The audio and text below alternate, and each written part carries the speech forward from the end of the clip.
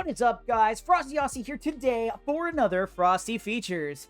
This is a feature that I've had started for I think almost a year now. Finally, with his blog post release of his description from the blog post, he actually gets his turn in the rotation. He's still pretty relevant, I would say. So here we are, finally, Frosty Features Professor X, the longest time coming of pretty much any character in Marvel Strike Force.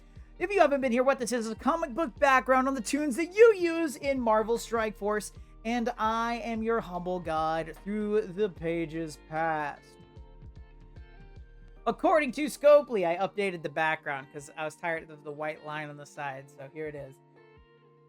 This is the blog post description describing who a character is that Scopely provides us when a new character comes out. What I'm going to do is read this to you, and then we will rate this at the end of the feature. So, with that, who is Professor X? Born with one of the most powerful mutant minds on Earth, Charles Xavier discovered his extraordinary telepathic abilities at a young age, allowing him to read, influence, and control the thoughts of others. Driven by a vision of peace between humans and mutants, he founded the X-Men and dedicated his life to protecting his kind while fighting for coexistence. But as the world's hostility towards mutants escalated, Xavier abandoned old dreams and forged a new path, uniting mutant kind under the sovereign nation of Krakoa, where he now leads with a bold and unwavering strategy for their survival. So that is the blog post description that was provided. We will rate that later. With that, this is the Professor X we all wanted. It's not the one we got, but it's the one we wanted. Name: Dr. Charles Xavier. First appearance in X-Men #1 all the way back in 1963.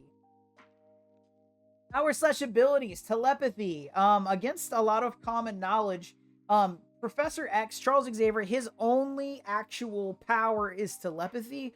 In earlier comics, he does have low-grade telekinesis, but he hasn't used it in like 30 years. And he was very bad at it, and it never actually worked, right? So that's a big thing.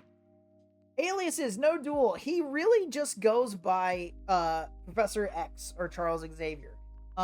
He doesn't have a whole bunch. He's very open about who he is and what he's doing and what his aims are, because he is he is a political activist. So everything he does is at face value. He's not hiding his face, etc., which he does now, right? The in-game version with the Cerebro helmet, he is sort of, but at the end of the day, he doesn't create many aliases because he is who he is, and who he is important, and he kind of wears that as a badge. Affiliations: if X is in the team, he's affiliated, right? Even if he's not even over the team or he's dead at the time, X stands for Xavier.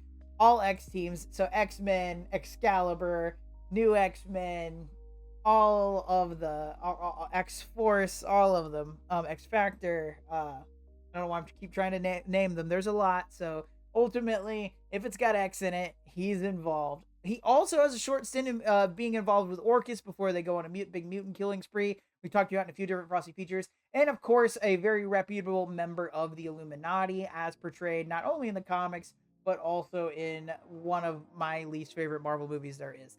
Moving on. Background: he's a New Yorker. Always has been a world traveler, New Yorker, 5 PhDs. Going to schools like Harvard and Oxford. Very well-educated individual and a civil rights activist as far as mutant kind goes. Who died? Can't be a superhuman, you can't be a superhero, supervillain without somebody dying, and in his case, it was his parents and technically his sister. Well, not technically his sister, she actually dies. So, he was born, and he had a twin sister that was stillborn at birth. We'll talk a little bit more about that in a bit, but he had a twin sister that most of us know who that is by now. Deadpool and Wolverine's very, very popular movie, and she's she's the main antagonist in it, Cassandra Nova. So for him to become who he is, it depended heavily on the death of his parents and his sister. He has his powers inherently, but for him to be molded into the person he's to become, to, go to college, get all these degrees, join the military, the vague military, nothing specific, and then also travel the world and start assembling the X-Men. We need his early stuff to go on. These deaths affect him greatly. And once again, we will hit that in more detail. Telekinesis. So as I stated before, a big misconception that people like to post online for some reason. A lot of people like to post about stuff they don't know online. We all have been there. Anyway, people are like, well, if Professor X can move things with his mind, why can't he make himself walk? Because he can't, right? He's a telepath, not telekinetic. There is comics where it shows he has a low grade telekinesis, but it's so small that he wouldn't even be able to pull that off on his own. Also, in reference to his paralysis that most of us are aware of, in the history of comics, he actually walks more than he is in the chair. It just so happens that in the zeitgeist, so in the movies and in the animated series, we only really see the wheelchair-bound Professor X. But because of how often he dies, he gets a new clone body, all of a sudden he can walk. Oh, he puts on the Cerebro helmet, which lets his psionic abilities are able to, or excuse me, he uses tech to reaffirm his spine so he can walk. Like, there's all these reasons why he can and can't walk. Alternate universe, he loses his psionic powers but regains the ability to walk. All of these things. So actually, throughout the history of comics, as of this recording date, he has walked more than he has rolled. So interesting little fact that a lot of people may not know about Professor X. The iconic Baldy, as Professor X is, in certain things, very much right now, one of the bigger things that you could reference to is One Punch Man. Professor X is so telepathically powerful, he lost all his hair. And that's canon. That's from the 60s. And a very weird thing, but that is why he's bald, and that is why Cassandra Nova's bald. And in One Punch Man, that's kind of why Saitama's bald. He trains so hard his hair falls off, right? So just so powerful, hair cannot exist, which is how you know when we get to our power level scaling, this right here is why I'm a regular human being level. Okay. Also, another thing I want to point out that I feel like gets lost in translation about Magneto and Professor X. This is my hot take, and how there's books on this and documentaries and things like this, but I do want to point it out. Professor X and Magneto are made to reflect Martin Luther King Jr. and Malcolm X respectively, right? So Malcolm X being Magneto, the separation of humans and mutants, Malcolm X, they need to be able to coexist. Professor X. This has changed greatly in the recent years with Professor X, as the blog post alluded to, his ideals changing, and also we have a third mutant kind pusher, which ends up being Cyclops. But originally, essentially, mutants were made so white people could understand racism, right? So this was actually a big push for the civil rights movement. As you can see, X-Men #1, 1963, the Civil Rights Act of 1964 was a really big deal. This led up to that, and like I said, it very much was like hey, white people can read this and understand, like maybe, hopefully, somehow be able to put themselves in the shoes of these people that have other, of these people that are going through this like really negative thing. So X-Men and comics back then, the way they were just made on such an interesting and like progressive foundation, because looking back at it, it's always easy to look back at things that used to be progressive and be like, oh yeah, well, yeah, that's really problematic now or whatever, but this was originally built on a very noble cause. So, and I really wanted to point that out. So just very important thing to note. So yes, moving forward, relationships. Professor X has been around forever. He's extraordinarily important in the Marvel Universe as a whole, and he's, like I said, responsible for all the X teams. All the mutants essentially go through Charles Xavier one way or the other, so I had to parse this down a lot. And I had to go back. I've never rewritten the relationship so many times for one character. So these are mostly people we're going to talk about today, one way or the other, or we have referenced heavily recently. So Brian and Sharon Xavier are his birth parents. Sharon Xavier Marco, before she dies, Kurt and Kane Marco are a step family. So Kurt Marco being a stepfather, Kane Marco being the Juggernaut is his stepbrother, Cassandra Nova being a sister, Liliandra Naramani, ex-wife. We just recently did the Starjammers, Lilandra, Frosty Features. So definitely check that out. David Haller, Legion, Xander Naramani, Charles Xavier II are his kids. And then Moira, I almost didn't put her on here because she's her freaking stuff. Moira McTaggart, I've talked about it in a couple Frosty Features. She is the retcon queen. Everything that is said about her ever gets rewritten some way, at least once. So the rewrite, I didn't want to put her in here at all, but she's so hard to avoid when you talk about Professor X. So there she is, Moira McTaggart, ex-fiance, and we'll talk about her. Ultimately, she was written as a heavy plot point for Charles Xavier. They date, they break up, come back together, then she dies, and she ends up being a mutant, and then they rewrite a bunch of history. It's crazy. The sliding Marvel timeline gets really convoluted, and especially with things like, because Professor X is so influential, as many times as they tried to mess it up, it kind of stands by itself. But Moira's entire existence is a mess up. She's a cool character, and she's very influential, has really cool stuff, but holy crap, tracking that down's nuts. If she comes to Marvel Strike Force, I'm not going to say I'm going to skip her, but it'll be like me trying to tell Kang's storyline, and I have no idea where to start. So there we are. With that, notable events. We're going to talk about Professor X's origin because I never hear anybody talk about it. So one of the big things I want to talk about his origin. Starting off, when I say origin, I mean it. So in utero, we find out that Professor X has already manifested his mutant abilities. So anybody that knows mutants at all, typically mutants manifest their abilities when they are teenagers under a stressful condition. In Xavier's situation, he was he was conceived, turned into a little cell who already had psychic abilities. These psychic abilities attracted the attention of these things. I always forget the names of them. Mumadry. There you go. The Mumadry, which are an alien parasite that feed on psychic energy, right? And what the Mumadry do, they invade the uterus in which that Xavier happens to be in currently, and creates a clone copy of him, right? So this is where his twin sister has manifested in Cassandra Nova. And while they are still in the fetus, they end up having a psychic battle situation. And the psychic power that Charles Xavier exudes is so bad that it causes his mother to have a miscarriage, in which a stillborn Cassandra Nova is born. His sister is dead. And so she is dead, and then he is born a little bit after her.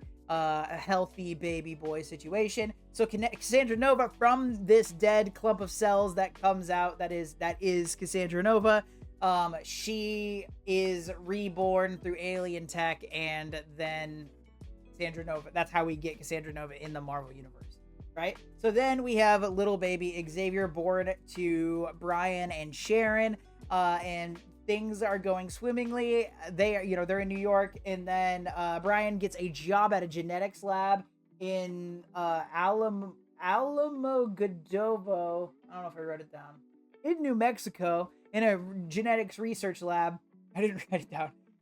So he is out here working, and he's working with Kurt Marco and Nathan Milbury, which Nathan Milbury is one of the many aliases of Mr. Sinister. And so what they think they're doing basic genetic research, and what they're actually doing is doing research on mutants so that Mr. Sinister can inherit their bodies so that he can maintain his immortality. It's a whole thing. But in this situation, they're out and about, and a lab accident happens, as it always does in Marvel Comics in the 60s, and Brian dies in an explosion. Sharon mourns the loss, and Kurt Marco, one of the lab, other people working in the lab that happen to survive, steps in and consoles her and ends up marrying Sharon. But lo and behold, Kurt Marco's kind of a dick, and he likes to beat his child, Kane Marco, and also he's now beating Sharon Xavier, and also Charles himself, right? So he loses his temper, etc. So this, coupled with alcoholism, coupled with depression, Sharon dives, and ends up dying of a broken heart. Right? So that leaves Xavier with his step family. At one point overhearing, so Kane is a few years older than Xavier. He overhears Kane accuse Kurt. So he goes up and he's like, "Hey, I need money." And Dad's like, "I'm not gonna give you money, you spoiled little brat." And he said, "He's like, you need to earn money," is what he says. He's like, you don't just get money, you earn money." And he said, "Did you earn your money?" Because also the Xaviers were rich, right? So there's the implication that he married for money. They're like, "Did you earn your money by killing Brian? So how's that any different than just taking what you want?" And then Kurt's like, "Dude, I didn't kill him." And then Xavier, as a child, steps in and is like, "What do you say about my dad?" And then a scuffle kerfuffle ends up happening, and we spill a bunch of lab chemicals, and an explosion happens. And in this explosion, everybody survives. Kurt is the only one left conscious, right? And he makes the conscious decision to grab Xavier, to grab Kane, and drag them out of the burning lab, the burning house. And outside, he succumbs to smoke inhalation, but not before warning Charles Xavier, "Hey, don't tell Kane that you are a mutant," because, as if you haven't seen Frosty Future's Zombie Juggernaut, or you just don't know, Juggernaut's not a mutant. He is mystic powered, and we actually go into his origin in detail in the Zombie Juggernaut, where him and Xavier end up finding the Gem of Sidorak and etc. Ultimately, at this point, he dies. Kane and Xavier are around each other for a little while, but as Kane starts to catch on to Xavier's powers, they start to kind of pull apart, and Xavier starts to excel in high school. Kane doesn't, and ultimately they separate from each other over time. This leads Professor X to so he uses his mental powers to be really good at football because he can see everybody's strategies around him or whatever. And anyway, he's wicked smart. One of the best. He's part of the Illuminati, one of the best minds in the Marvel universe. So he goes to Harvard. He goes to Oxford, getting PhDs in things like biology, some form of genetics, anthropology, all sorts of five PhDs. Not all at once. He goes back to school, and then he also joins the military to be able to kind of prove something. And then past that, he decides that if anybody that actually knows the story, I'm skipping specifically the Moira McTaggart part, but we're gonna have to come back to her later anyway. So he after the military, he decides that he wants to explore the world and just experience things, right? So we talked in the my Shadow King feature, we talked about how he met Storm. Ultimately, in his travels, he meets a lot of different mutants. The first evil mutant he meets is Shadow King, and we talk about that meeting in depth in Frosty Features Shadow King, so check that out if you're interested. But on his trips, some of the people that he ends up meeting, I wrote it down that way, are he finds Storm, so that's the one I'm talking about for Shadow King. And then he also meets Magnus. Cool. Okay, yeah, so he meets Magnus. One of the things I want to point out about him meeting Magnus that I find really interesting, him meeting Magneto. So this is before he's Magneto. So as he's traveling, he's being philanthropic, right? So he's trying to help people as he goes. He has a lot of money from his parents' death and things like that. So he has the privilege and the ability to be able to move around to these different places. And he's aiding Holocaust survivors at a hospital. And he meets Magnus there volunteering to help with this situation. Then the hospital gets attacked, and they both fight off the attack of Hydra. And that's how they both find out that they are both extremely powerful mutants, and they start their very long friendship that also turns into a rivalry, etc. Anyway, the last encounter he has, he runs into an alien that goes by the name of Lucifer, and Lucifer is enslaving people and mutants and such to use them as slaves for his alien race. So Charles Xavier steps in to stop him, and is very successful in doing so. But Lucifer's attempt to escape, they are inside his castle, and Lucifer decides to bring his castle down behind him as he's running away. And in this, Charles Xavier is buried under a pile of rubble, and this is where the lower part of his spine is severed, and he loses his ability to walk initially. Right, so this is how he ends up getting in the chair, and that's how we get the Professor X we're all aware of. And then moving forward, because I've covered a lot of the more recent, not more recent, the early 2020s. I guess we're far enough into it to call it that. But I've covered a lot of those X-Men comics about the Araco and Krakoa and things like that. So that's the version of Professor X we have in game. So I'm going to talk about Krakoa in a second and sort of its origins, kind of. But know that version of Professor X is he is able to walk, etc. But I'm just kind of going off of what we as like common media intakers go off of on like what we know, if that makes sense. Moving on. So the next one we're going to talk about is Krakoa. Very specifically, what we're going to talk about is I feel like as a comic book collector, one of the things I see more often than not that people are talking about is Giant Size X-Men #1. It's the white one, and it's when we get the first new team of X-Men, so like Colossus, Havoc, etc. So what we're gonna do here is I'm gonna talk about. I was gonna do Deadly Genesis, but I ended up backing off and just sticking with Giant Size X-Men #1 because I think it does some cool stuff and it introduces some cool stuff, and it's definitely worth the read.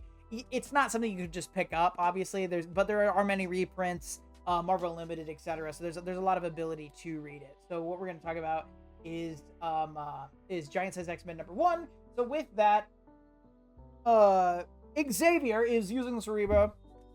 He's looking to the world, and he finds this powerful being, a mutant that has immense power, and he's like, assemble my X-Men. And his X-Men that assemble at this current time is Cyclops, Angel, Iceman, Marvel Girl, Polaris, and Havoc. And they all come together and they're like, what's up, Daddy-O? And he's like, there's a mutant on this island, and the mutant is extraordinarily powerful. Let's go meet him. Let's go find him, meet him, see who it is. This is gonna be a good time, y'all. And they're like, let's do it, Daddy-O, because that's how you talked in the 70s, right? I assume this is in the 70s. I didn't backtrack that. Let me know in the comments. But, so they take off and they go to the island of Krakoa.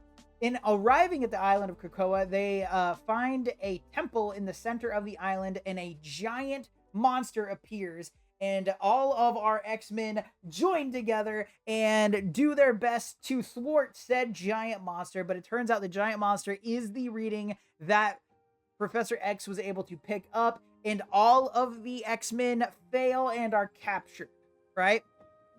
So, with this, Professor X becomes immediately aware by using Cerebro, because that's what he does, right? He sits at home and he watches via, Skype. Right, he's got his psychic Zoom meeting on, and he's watching everything go down, and he sees that everybody's captured, everybody's pulled away, whatever, and he's like, crap, that was all my X-Men at current time, right? So what am I gonna do about this? So he goes to Moira McTaggart, can't avoid her. He goes to Moira McTaggart, and lo and behold, all along, conveniently for this comic, she had been training her own set of mutants. So what he does is he's like, hey, Moira, we need these guys to come in and save the X-Men. So could you do it for us, please? That'd be pretty cool. So this group of individuals, the very, very famous individuals, include Sway, Petra, Darwin, and Vulcan, right? So before actually looking at this, I only knew who Darwin and Vulcan were because Vulcan's actually pretty predominant, I would say, in the comics. But Darwin I just think Darwin's super cool, and the other two I didn't even know existed, Sway and Petra. But anyway, so they send them out, and they're like, this is gonna be great. We're gonna go save the day. And they're all killed immediately by this giant thing, except for, they're all killed. But what they're able to do is they're able to get into the temple, and they find out that all the X-Men are alive, and they get Scott Summers, of course. They get Cyclops out of these vines that are sticking. This dude also looks like Giant Man thing, by the way. Um, uh, but they release Scott Summers. They all try to make an escape, and all of them are killed.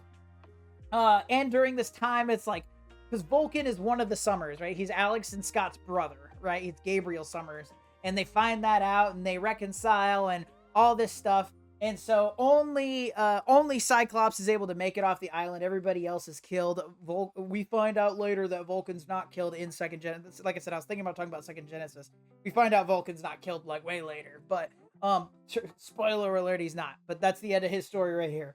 But Scott's pulled off the island, and Professor X was like, "That was pretty traumatic. I'm gonna erase all of your memories that you just experienced with those guys that just got myrtleized, even though the other guys were, captured. These ones were myrtleized. I'm gonna erase your memories, and all you're gonna remember is that there's a giant monster we need to take care of. Sound good, Scott?" And Scott's like, "I'm a dick." Yes. It wasn't consensual, but that's what actually would have happened if you talked to him, because once again, if you're not following any Frosty features, spoiler alert, Cyclops is a dick. Anyway, so with this, Professor X is like, well, it seems like this Krakoa dude monster thingy did not kill our X-Men, so what we're gonna do is we're gonna travel the world and find new X-Men. So he and Scott Summers, instead of they go the long route on a rescue, because imagine searching Cerebro going around the world to collect new X-Men. So that's what he does. So through this is how we get Nightcrawler, Wolverine, Banshee, Storm, Sunfire, Colossus, and Warpath as the new X-Men. So on Giant Size X-Men, this is the team that we see. This is the team that is assembled, and they go back to Krakoa. They start the fight. They all unite together to use their powers to fight Krakoa, and they lose. They're losing really bad. But this time, Professor X is ready for them to lose, and he's like, "I'm gonna give you battle plans, and you're gonna do this this way, and it's gonna go better." And they're like, "Yes, sir." And he's like, "Okay, this isn't working either. I'm gonna have to psionically attack this thing." So then it becomes an astral plane psionic attack between Professor X and Krakoa, while there's a physical battle going on where Professor X is also relaying information. That's how powerful he is. So he is the most powerful telepath, right? There is debate there, but there's not that much. He is, as far as telepathy goes, he's about as powerful as you get in the Marvel Universe. So as he's doing his psionic struggle with Krakoa, the physical one goes like this. He's like, "Storm, what I need you to do is create a big storm, and it's gonna be amazing." And then all the waves try to knock things loose. And then Polaris, Lorna Dane, he's like, "You need to reverse the polarity of the island." So essentially they try to throw the island into space, right? Lots of power there. Polaris plus Storm never equals a good thing for anybody, and you're kind of surprised. They pretty much duo destroy this thing, no problem. Not destroy it, but forcefully relocate into space together. And Professor X is able to end to beat him psionically, and this is how we actually beat Krakoa and retrieve the original X-Men that were part of Plant Food stuff. It's wild. Check it out. Marvel Unlimited or some sort of reprint, unless you're really looking to drop some cash on that Giant Size X-Men number. Anyway, so those are the notable events. There we are. From there, Marvel Strike Force doesn't care about power levels, but here at Frosty Features, we do. Now, the way that this works, if you are a multiversal threat, that means you can end all realities, not just your reality, but all of the multiverse at a whim. Universal means that you can end your universe, maybe then hop on over to another universe and end that one. Cosmic means you have power on the small end, on a planetary scale, being able to take out things like solar systems or galaxies with enough time and effort. Nuclear means you have power equivalent to that of a nuclear bomb, leveling things like small cities or up to a planetary size body with enough time and effort. Once again, super soldier means that you are beyond all human capabilities. being able to take out things like a brick wall or leveling a city block. City means that you are somebody that is human equivalent, but trained to the absolute and utter peak of human ability. Think Olympic level athletes. In Marvel, we have a lot of CIA agents, mercenaries, ninja, and such at this level. And then there's Greg. Greg is the undead Asgardian that is spawned by Hela in Marvel Strike Force, and without an Undying team to back him up, Greg is not a problem at all. So, due to undead Asgardian physiology, just because I like to make the argument, Greg is equivalent to that of a regular human being. So, I, as a regular human being who is currently pursuing a PhD, am sitting in one of my PhD classes, and I am trying to learn. I am surrounded by books, textbooks. So screw it, we're in a library, and I'm trying to study, and I'm reading the X-Men Omnibus of the full story of X-Men, no take backsies, retconnable, etc. Is the name of the book. And in comes Greg looking to stir some trouble. He'd been looking for me since last week, and he knew it was time. So he bursts into the library, and each of us armed with our own book, me holding this wicked-sized omnibus, and him holding two different versions of Webster's Dictionary from 1983, go head to head in a battle, and I, as a regular human being, could theoretically, and do theoretically, best Greg. So, with that, Greg equals that of a regular human being. Frosty rules, Greg drools. Anyway, with that, Professor X, where does he end up on the scale? As I said, Marvel's strongest telepath. Extreme power on this one. And all his morals really stop him from being a absolute utter threat. He's an alpha level mutant, but a mega level telepath, right? So he's as strong as it gets, right? He can pretty much get on a planet and be like, and all of you kill yourselves, and they will, right? That's how powerful he is. So that on itself is a planetary scale feat. He's one of the only people that I'm going to argue is on a cosmic level, but actually can't do any physical blasts, right? He could decimate a planet without hurting the planet, right? He could be the craziest, Captain Planet type situation, right? So with that, and his powers can even go a little bit higher than that. The fun thing with Professor X, because he has no physical strength, there's an argument to be made that he's Greg, but with his telepathic powers, his absolute and utter strength in that capacity, he can level an entire planet. Easy. Just with no violence, honestly. They could all hug pillows really hard, you know? You never know. That got real dark real fast. Anyway, according to Scopely, this description's alright. It's really hard when you got a character from 1963 that has been prevalent the entire time he's been around. Professor X, in another little comic book nougat for you. X-Men was by far the most famous comics in the 90s. It was one of the only reasons why Marvel was able to stay around.